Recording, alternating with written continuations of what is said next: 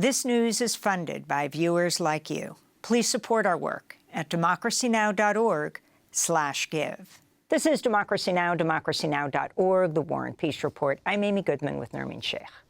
Henry Kissinger has died at the age of 100. To many in the Washington establishment, Kissinger will likely be remembered as one of the most influential diplomats in U.S. history. But around the world, including in Chile, East Timor, Bangladesh, and Cambodia, Henry Kissinger is remembered as a war criminal whose actions led to massacres, coups, and even genocide. Kissinger, who was born in Germany, served as U.S. Secretary of State under Richard Nixon and Gerald Ford from 1973 to 1977. He also served as National Security Advisor from 1969 to 1975. He's the only U.S. official to ever simultaneously hold both posts. He won the Nobel Peace Prize in 1973 with his North Vietnam counterpart, Le Duc Tho. During his time in office, Henry Kissinger oversaw a massive expansion of the war in Vietnam and the secret bombings of Laos and Cambodia, where as many as 150,000 civilians were killed in the U.S. strikes. As Kissinger told the military, quote, "anything that flies or anything that moves." In South Asia, Kissinger backed the Pakistani military genocidal war against East Pakistan, which is now Bangladesh. In Latin America, declassified documents show how Kissinger secretly intervened across the continent, from Bolivia to Uruguay to Chile and Argentina.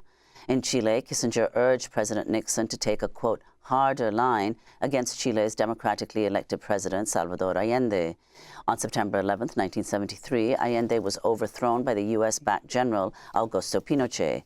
Kissinger once said, quote, "I don't see why we need to stand by and watch a country go communist due to the irresponsibility of its own people."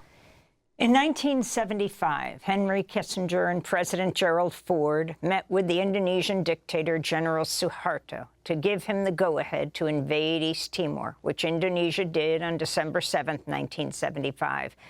The Indonesian military killed a third of the Timorese population, one of the worst genocides of the late 20th century.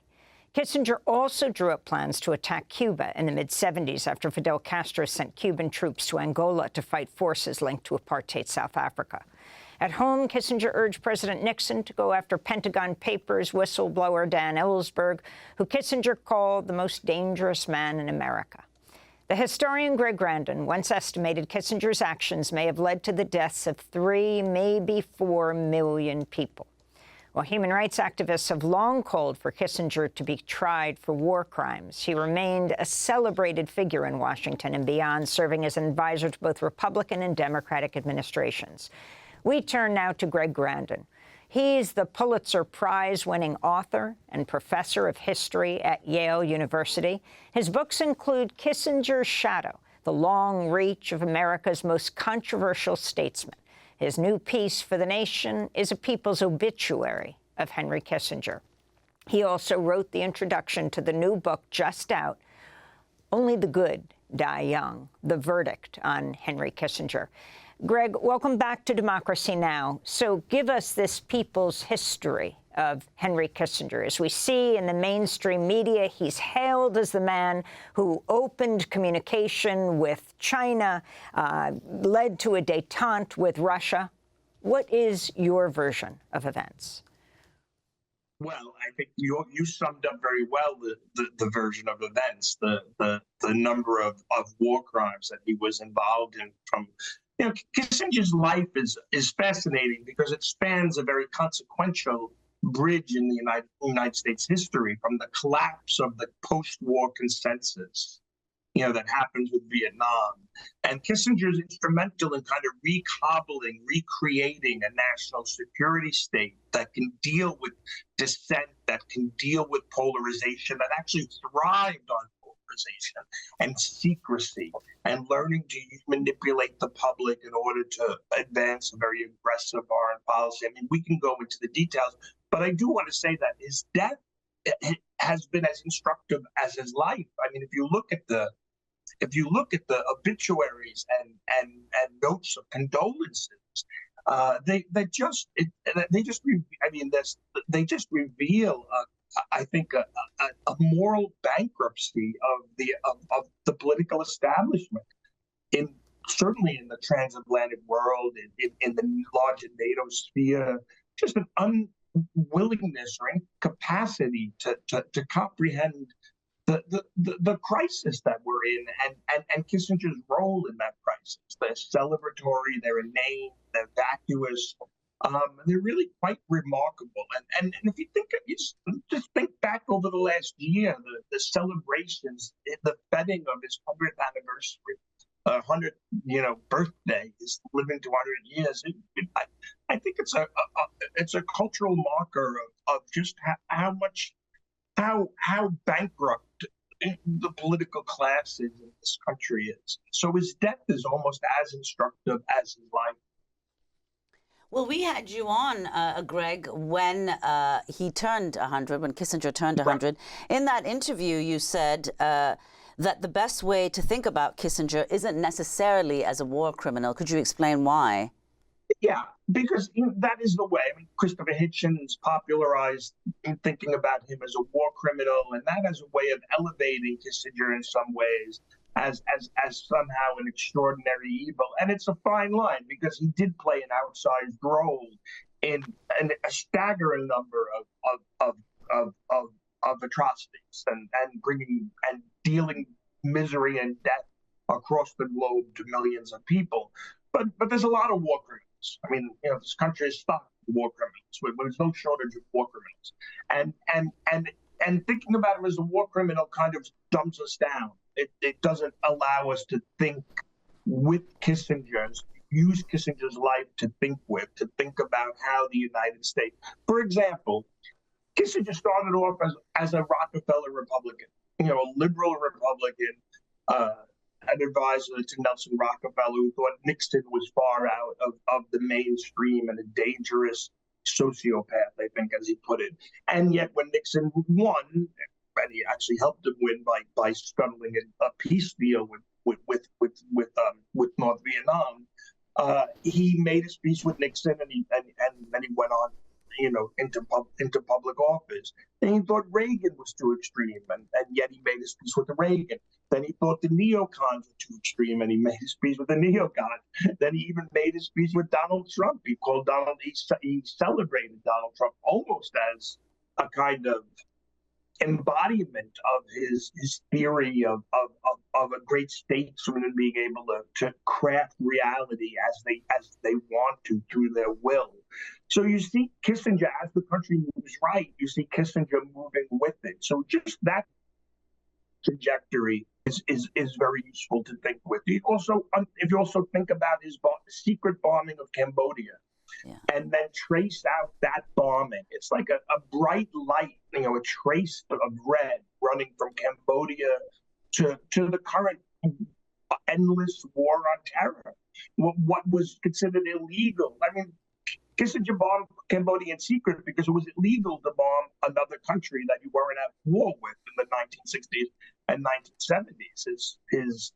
His old colleagues at Harvard, who were all Cold Warriors, none of them peace liberals, marched down to Washington. They didn't even know about the bombing. They went to protest the invasion of Cambodia. And now, it is just considered a fact of international law that the United States has the right to bomb countries, that third-party countries that we're not at war with, that gives safe haven to terrorists. It's just considered commonplace. So you could see this evolution and drift towards endless war through Kissinger's life. You could also Kissinger's life is also useful to think about how, as a public official, first National Security Advisor and then Secretary of State to Richard Nixon and Gerald Ford, Kissinger created much of the chaos that would later necessitate and require a transition to what we call neoliberalism. But then out of office, as the head of Kissinger Associates, Kissinger helped broker that transition to neoliberalism, the privatization of much of the world, of Latin America, of Eastern Europe, of Russia. So you see that, that transition from a public politician or public policy maker, and then going on to making untold wealth as a private citizen in this transition. So there's many ways in which Kissinger's life kind of maps the trajectory of the United States. They celebrated him at the New York Public Library as if he was the American century incarnate, and in many ways he was. He really his career really does map nicely onto the trajectory of the United States and the evolution of the national security state and its foreign policy and the broken world that we're all trying to live in, as your last two statements Greg, showed. I want to go to Henry Kissinger in his own words. He's speaking in 2016 when he defended the secret bombing of Cambodia. Nixon ordered an attack on the base areas within 5 miles of the Vietnamese border that were essentially unpopulated. So when the phrase carpet bombing is used, it is, I think, in the size of the attacks, probably much less than what the Obama administration has done in similar base areas in Pakistan, which I think is justified. And therefore, I believe that what was done in Cambodia was justified. So that was Henry Kissinger in 2016. He was speaking at the LBJ Library. The late celebrity chef Anthony Bourdain once said, "Once you've been to Cambodia, you'll never stop wanting to beat Henry Kissinger to death with your bare hands. You'll never again be able to open a newspaper and read about that treacherous, prevaricating, murderous scumbag sitting down for a nice chat with Charlie Rose or attending some black tie affair for a new glossy magazine without choking. Witness what Henry did in Cambodia, the fruits of his genius for statesmanship, and you'll never understand why he's not sitting in the dock at The Hague next to Milosevic." If you can just respond to that. And that quote contains more moral and intellectual acuity and intelligence than the entire political establishment, both liberal and both Democrat and Republican. It's a morally correct, it's intellectually correct, and it's more accurate than most diplomatic historians who trade on making Kissinger more morally complicated than he was. In terms of Kissinger's quote himself about Cambodia, there he's playing a little bit of a game. He's lying. I mean, he carpet bombed Cambodia. The United States massively bombed Cambodia and brought to power within the Khmer Rouge the most extreme clique led by Pol Pot. When you massively bomb a country and you destroy all opposition, you tend to bring to power the extremists, and that's exactly why Kissinger is responsible to a large degree for the genocide that happened later on under Pol Pot. The bombing brought to power Pol Pot within the Khmer Rouge, which previously was a larger, broader coalition.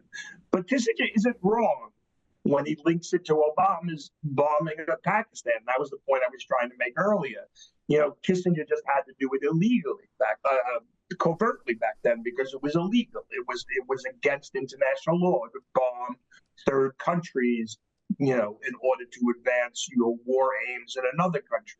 But now it's accepted as commonplace, and it is true. He's not wrong when he cites Obama's drone program and what Obama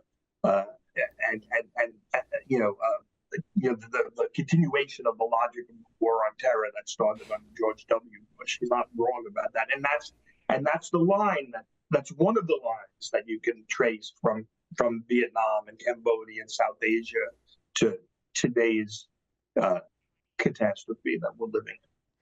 Greg Grandin, we want to thank you so much for being with us. Pulitzer Prize-winning author and professor of history at Yale University.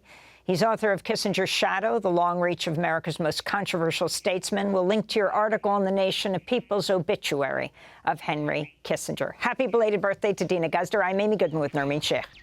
Democracy Now! Is funded by viewers like you. Please give today at democracynow.org/give.